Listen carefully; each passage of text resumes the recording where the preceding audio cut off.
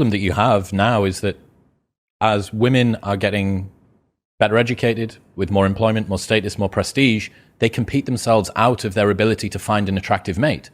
As women raise up through the dominance hierarchy, and this is... Competence hierarchy. Competence hierarchy, sorry. That's okay. Who's going to tell women the equal access to opportunity that you have recently just acquired? Actually, what that's doing is it's making it more difficult for you to find a mate that you're fundamentally attracted to. Yeah, the report shows that by 2030, 45% of working women ages 25 to 45 by 2030 will be non-married, no kids, single. Yeah. Okay. So you might say, well, what's wrong with that? Okay.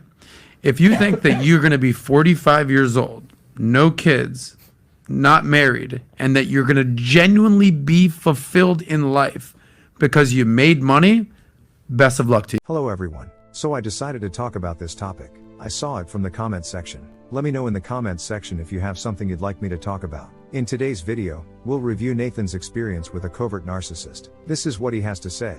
I recently realized that I had been dating a narcissist for 6 months. Fortunately, this time I was able to maintain my strength and avoid the tragedies of previous relationships dragging me into grief or breakdown.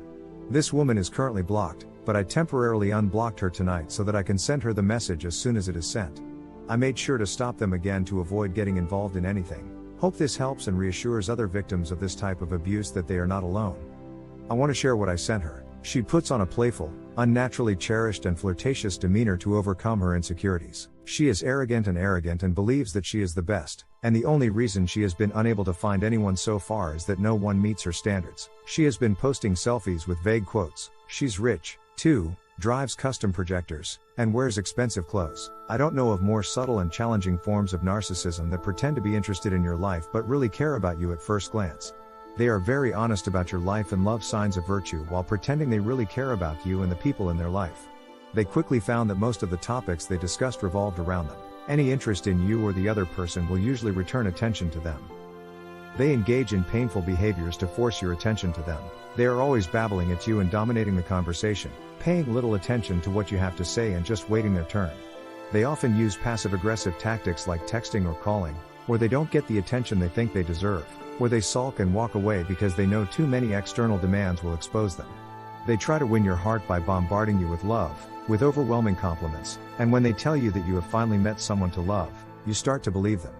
These fade away and are only activated when necessary. For example, after an argument, when one party feels they have an argument and needs to convince you that they are still kind and caring. They have an extremely rigid view of reality and will respond positively to even the slightest criticism of any competing views.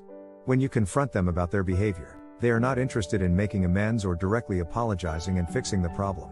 Instead, they will try to justify their actions by claiming they were joking or out of love. They'll downplay the situation, claiming you're oversensitive and overreacting, because it wasn't meant to upset you. Any effort you make to explain a different, more realistic perspective to them will be ignored. You'll find those parts of your store that allow you to validate your perception of reality, and you'll keep going in circles until you finally give up and become overwhelmed. When they've clearly lost an argument and feel threatened, they'll take everything you've told them in secret and use it against you. If they apologize to you, it will be for something unrelated to the original problem, and they will claim that they have apologized a lot and you just can't let it go. When someone accuses you of not communicating well enough, being too quiet, or having a low tolerance for being teased, every problem is thrown at you again. If you just say something, it will stop. If you say something, they immediately start arguing. They may make a note of it and decide not to repeat that particular action, but they may find another way to meet their needs. Reactive abuse is something they engage in. They will do things on purpose to irritate you, draw attention to them, and turn you on. They keep pestering you until you answer. Once you lose and get angry, you jump at the chance to play the victim. They might act scared, or be like a gray stone grinning at you when you lose shit. Suddenly, you're the one screaming and saying horrible things. You point out all your flaws, including occasionally being passive-aggressive when angry. They'll talk about how you responded to their abuse and claim you're such a weirdo that you believe them and suspect you might have borderline personality disorder. Everything seems to be your fault, so they find ways to solve the problem. They think about treatment and look for strategies to overcome it. You imagine they have the skills and character that you have, and you assume they do too. Over time, you realize they are not.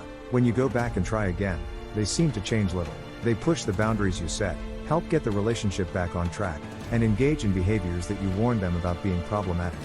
You sit there in shock, wondering why they would do such a thing. When you delve into the motivations behind these behaviors, you'll learn about a form of narcissism you didn't even know existed. If you investigate the cause and learn that it has something to do with early childhood trauma and poor parenting, you can learn about the symptoms, how these people behave, and what they think and believe. They will find that due to underdeveloped brains, they lack emotional intelligence and have underdeveloped problem-solving skills. Everything you've been asking them before suddenly makes sense, and you understand why they're behaving the way they do. When you read anecdotes and stories about other people's experiences, you quickly begin to piece them together. If you're lucky enough that you've been resilient and able to find happiness in the situation, learn from the whole ordeal and move on with your life with little or no major disruption, then you won't be fully recovered by then. That's all for tonight's Noble Men. If you find value in this video, don't forget to hit the like and subscribe buttons daily for more great content like this. Until next time.